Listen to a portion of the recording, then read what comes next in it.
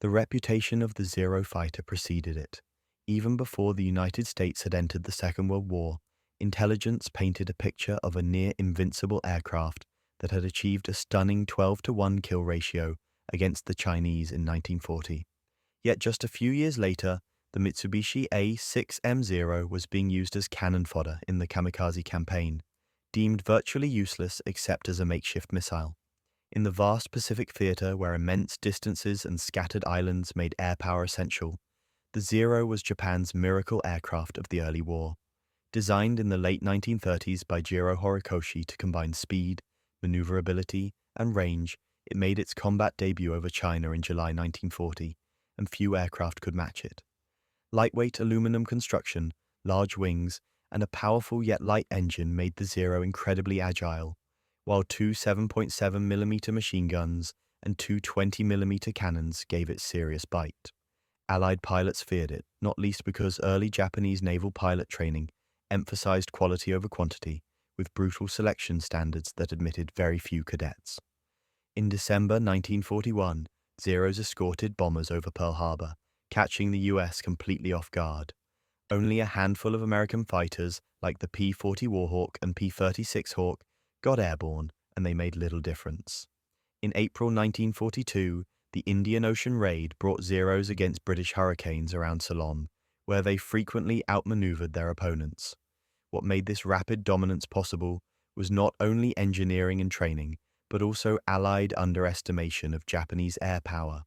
American assessments in the 1930s often dismissed Japan's capabilities, informed by poor intelligence and assumptions of technological inferiority, and that miscalculation helped Japan seize the upper hand. By 1940, the US began to recognize the threat, moving the Pacific Fleet to Hawaii and seeking ways to counter the Zero with new tactics.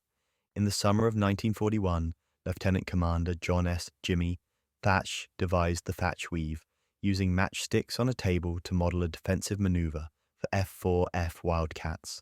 Two fighters would fly together. When one was chased, they would turn toward each other, crossing paths to place the attacker directly in the wingman's sights.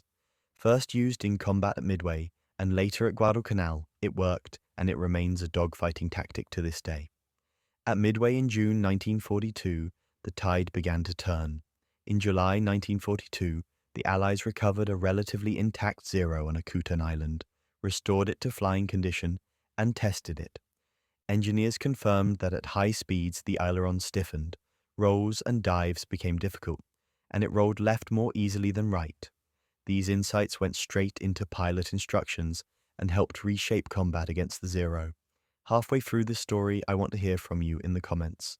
Which factor most turned the tide against the Zero? New tactics like the Thach Weave, captured intelligence from the Akutan Zero, or the arrival of upgraded Allied fighters? Share your thoughts and start a conversation. As the war progressed, Allied aircraft rapidly improved while the Zero remained largely the same. Pilots learned the Zero's vulnerabilities and began to call it the origami or paper aircraft because its extreme lightness made it fragile. It carried limited ammunition for its cannons, only 60 rounds, that could be expended in about 8 seconds.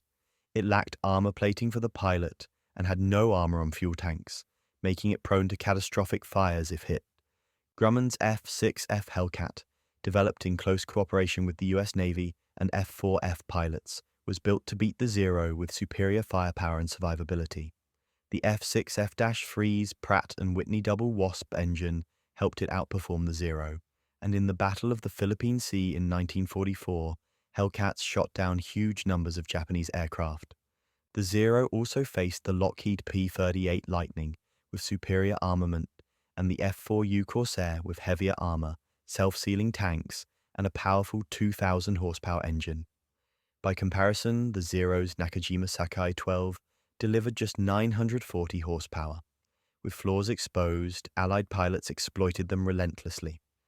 If you are enjoying this deep dive into World War II aviation, consider subscribing for more professional, informative history content. The Japanese Navy requested a successor to the Zero by the end of 1940, but development lagged. Industrial limits, other design priorities, and the demands of war slowed progress. The A7M Reppū finally flew in May 1944, and the A7M2 featured a 2,200 horsepower engine 4 20mm cannons, a top speed of 390 miles per hour, and excellent maneuverability. It was the fighter Japanese naval pilots needed, but only 9 were built. The Zero received small updates, including roughly 150 more horsepower, but it could not match the latest Allied power. Japan was running out of raw materials, aircraft, fuel, and experienced pilots. By late 1944, some new naval pilots graduated with about 40 hours of flight time, while American pilots trained for roughly 500 hours. By 1943, the Allies had decisive air superiority. The once feared Zero became cannon fodder. In October 1944, the Kamikaze campaign began. Zeros loaded with 250-kilogram bombs were used as improvised missiles against Allied ships. There were early successes, like the sinking of USS St Lo at Leyte Gulf, and thousands more attacks followed, including specialized suicide aircraft such as the Yokosuka Ohka. At Okinawa, over 400 kamikaze sorties caused significant damage. The single most destructive strike hit USS Bunker Hill, when 2 Zeros crashed into the carrier in quick succession, killing nearly 400 men and sidelining the ship for months. Ultimately, the campaign did not change the course of the war, and Japan surrendered a few months later. Was the Zero's rise and fall the ultimate lesson in how brilliance without sustainability can lose the air war?